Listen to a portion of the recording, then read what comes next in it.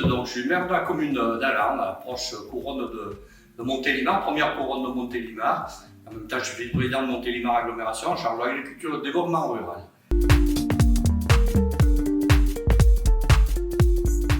On a des enjeux démographiques et de pression fortes, donc on a les besoins de répondre à notre population qui se renouvelle bien évidemment. Mais cette évolution démographique qui est de 1,2 à 1,4% selon les années nous impose de répondre à cette demande de logement, d'où notre intérêt avec les bailleurs sociaux et notamment pour l'aménagement habitat.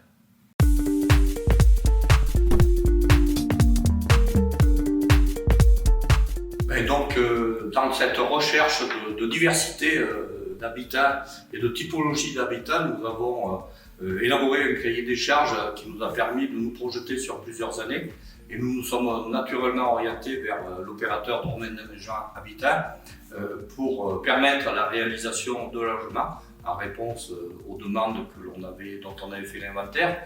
Nous avons eu un premier programme de 18 logements sociaux donc à destination des familles, qu'elles soient monoparentales ou plus diverses.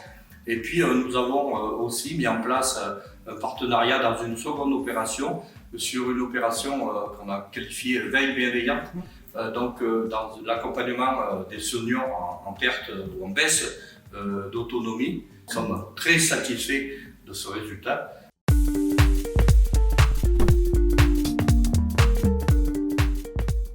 J'ai évoqué les réalisations. Mais nous avons encore, d'une part, un permis de construire accordé pour un second espace, les Coteaux de Monaco, où il y aura 15 logements et 3 maisons qui viendront compléter la première opération, puisqu'on l'avait séquencée.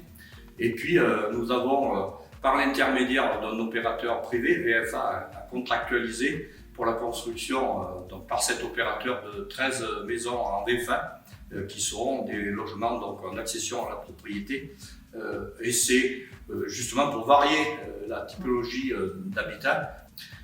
Au niveau de nos perspectives avec Domaine d'Aménagement Habitat, l'ensemble de ces productions va représenter 64 logements. À l'échelle de notre village, ça nous paraît répondre à la demande aujourd'hui pour le logement accessible, le logement social.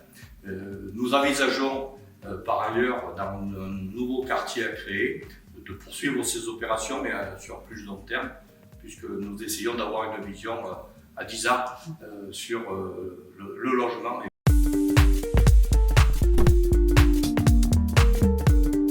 Si j'avais un message à faire passer effectivement à l'ensemble des collaborateurs, c'est que la collaboration avec les communes continue à être efficiente et proche, et aussi, bien évidemment, la réponse, puisque c'est c'est la priorité, la réponse au logement qui doit être adaptée en fonction des communes. Donc je souhaite que les collaborateurs de Dormanage Habitat continuent à être performants de manière à répondre effectivement à cette demande qui est essentielle, fournir un logement à chacun de nos concitoyens.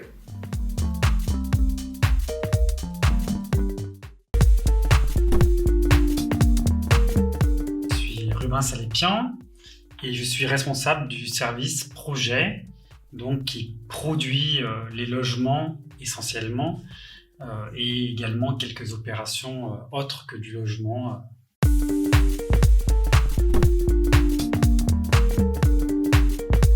Un des aspects les plus importants, c'est l'orientation du bâtiment.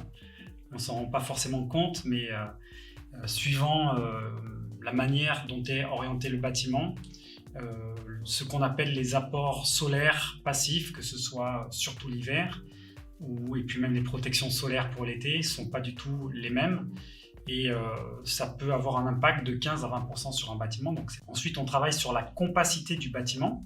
Donc, le fait que le bâtiment doit être le plus possible compact, le moins possible découpé. Et ensuite, il y a bien entendu l'isolation. Donc, de faire en sorte que les bâtiments qu'on construit aujourd'hui soient performants du point de vue énergétique, qu'ils consomment moins. On est sur quasiment toutes nos opérations inférieur de 20%, voire 30% aux objectifs réglementaires en termes d'isolation. C'est le dernier volet, de travailler sur les matériaux, même moins de latitude. On privilégie quand même des menuiseries bois. On privilégie également l'isolation par l'extérieur, qui permet d'avoir un très bon confort thermique d'été notamment. On va privilégier des énergies non fossiles, donc plutôt du bois, soit du bois à granules, pellet, ou éventuellement du bois en plaquettes. Voilà. Et on a par nos collègues justement des remontées sur ce qui fonctionne, ce qui ne fonctionne pas. Donc on corrige en fonction des retours de terrain. Sur la partie partenaire, au niveau des communes et des politiques, souvent le démarrage de l'opération est bâti avec elles.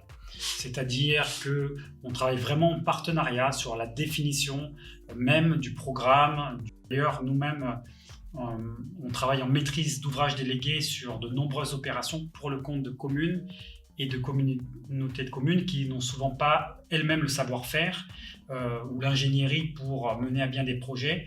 Et donc, on vient en appui pour permettre que des projets sortent alors que eux-mêmes seraient trop limités pour le faire. Et les riverains, donc, souvent, c'est pas systématique, mais il peut y avoir soit des réunions publiques auxquelles nous sommes invités à proposer, à donner des explications sur le projet, sur les choix.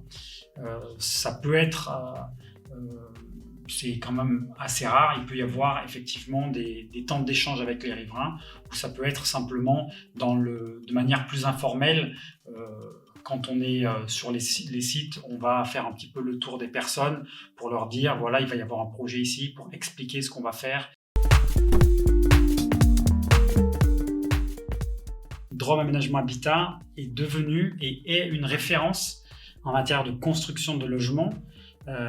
Justement, les compétences sont reconnues du point de vue performance des bâtiments, du point de vue architecture, du point de vue ingénierie financière pour faire sortir les opérations. Et donc, je pense que c'est important de garder ça. Je pense que tous ensemble, on travaille dans la même direction pour ça.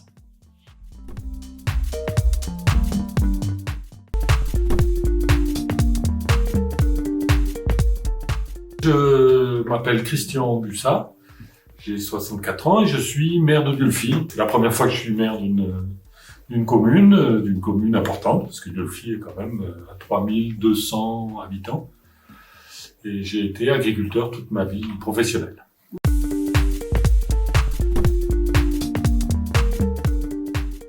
Bon, c'est une petite ville, hein, un centre-bourg qui draine un certain nombre de communes alentours, de communes rurales. Il y a un marché qui est très important.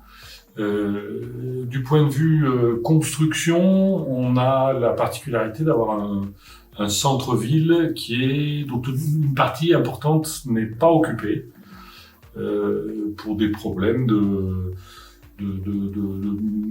travaux, d'accès, de difficultés de mise en place d'un locataire il faudrait faire des travaux importants.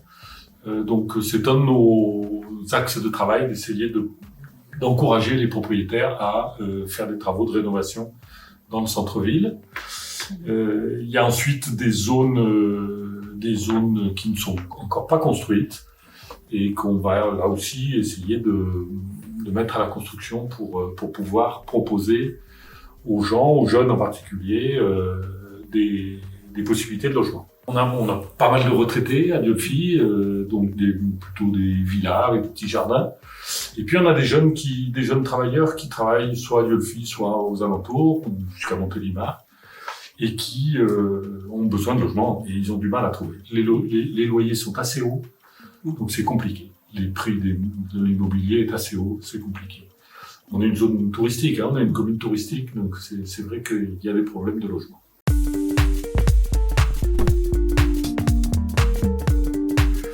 Alors Drôme Aménagement Habitat travaille avec la commune depuis déjà longtemps, puisque il y a une zone qu'on appelle les HLM, les Raymonds, où il y a 5 bâtiments. Les premiers ont été construits, je ne me souviens pas exactement la date, mais dans les années 60 ou 70.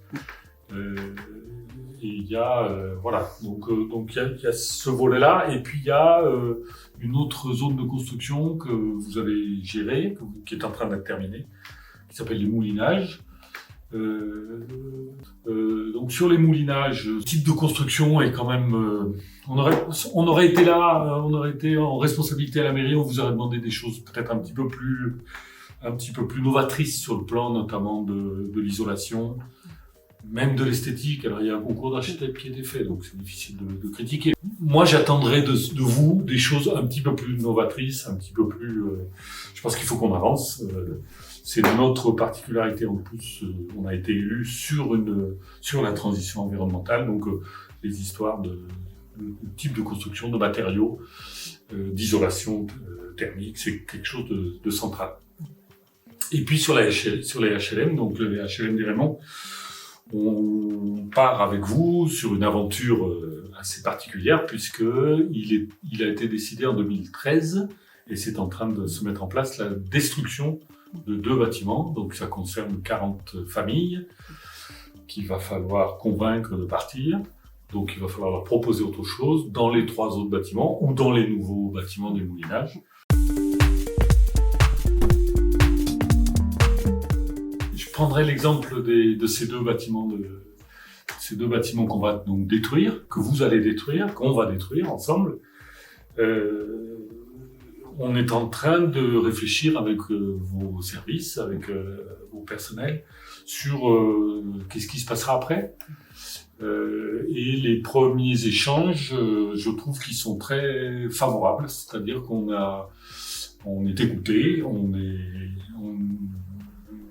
le dossier est ouvert, il y a eu des croquis, des premières esquisses qui ont été faites, mais on sent que vos services sont ouverts à ce qu'on pourrait apporter, proposer et attendre de vous. Donc c'est plutôt, je trouve que la discussion est plutôt bien engagée.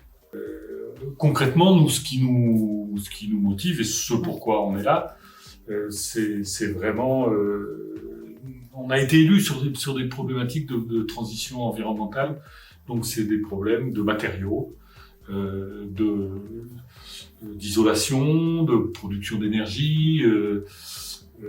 Je sais pas, le bâtiment de mes rêves, ce serait un bâtiment en paille, recouvert avec de la terre de Diolfi. On a de la terre qui a servi à nous faire de la poterie pendant des années, peut-être que ça pourrait fonctionner, avec des panneaux solaires pour l'eau chaude, avec des panneaux solaires pour l'électricité, et un système hyper isolé, et donc zéro besoin d'énergie. On compte sur vous pour arriver à aller dans cette direction.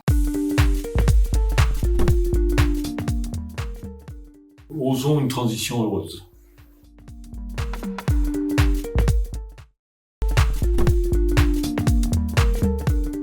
Je suis Cyril Scriva, je suis chargé de projet au sein du service projet. On prend en compte effectivement la qualité de l'enveloppe des bâtiments, on pense économique de charge pour les locataires, donc effectivement le développement durable, les économies d'énergie, tout ça, c'est quelque chose qu'on gère depuis que je suis ADH en fait. Quand je suis arrivé déjà, on parlait déjà des chaufferies bois, l'isolation par l'extérieur, c'était il y a une dizaine d'années. Donc dès qu'on peut, dès que les projets s'y prêtent, on essaie de systématiquement passer en ITE, donc isolation par l'extérieur. Donc le but étant que les locataires aient le moins de charges possible. Les clients finaux sont les locataires. Donc nous, on a le retour de nos agences, donc on essaie de prendre en compte le maximum de choses. C'est toujours pareil, hein. Après on a un budget, on a 100 €, on n'a pas 110 malheureusement. Donc tant qu'on peut prendre en charge certaines prestations, on les intègre. Ce qui concerne l'avis des collectivités, des mairies, ça c'est vu en études. Donc ça c'est plus le responsable et le directeur qui sont en amont et qui intègrent effectivement les demandes des communes, qui sont en général les portes d'entrée de nos projets, donc elles sont intégrées au niveau de la conception. Et puis enfin, il y a les voisins. Quand on peut, on les intègre le plus tôt possible.